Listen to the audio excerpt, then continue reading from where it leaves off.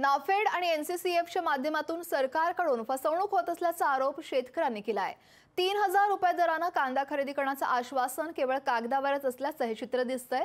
तर यासोबतच एनसीसीएफच्या जाहिरातीत फक्त गावाचं नाव दिलं असून त्यांचं सेंटर कुठे आहे याची शेतकऱ्यांना माहिती देण्यात नाही आली। तर त्यातच कांदा खरेदीसाठी मोठ्या अटी शर्ती ठेवल्यानं देखील शेतकरी त्रासलाय। आणि याच संदर्भात कांदा उत्पादकांशी बातचीत केली आमचे प्रतिनिधी विशाल मोरे यांनी। पाहूयात।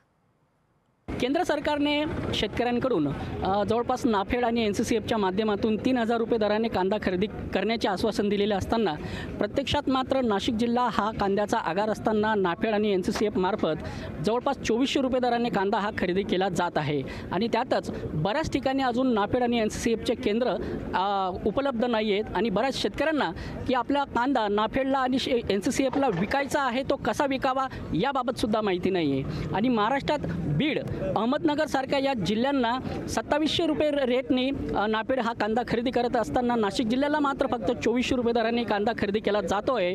पण प्रत्यक्षात तो किती खरेदी केला जातोय हे पण आपण बघून घेऊ। 2100 रुपये भाव ठरला होता, पण त्यांनी नंतर दुसऱ्या दिवशी माल घेतला नाही तर इथं 1711 रुपये विकला माल।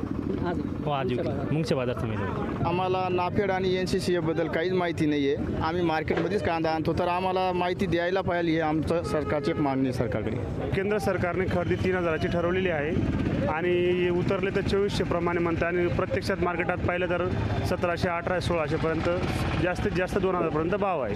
ही निव्वळ शेतकऱ्याची फसवणूक असून दुसरं काहीच नाही। आपण आता या ठिकाणी बघितलं असेल की केंद्र सरकारने 3000चा भाव दिला आहे, 2400 रुपये नाशिक कांदा जिल्ह्यासाठी 2400 रुपये हा भाव दिला जातो आणि प्रत्यक्षात शेतकरी तिथे गेल्यावर 2000 रुपयेपर्यंत भाव मिळतो आहे।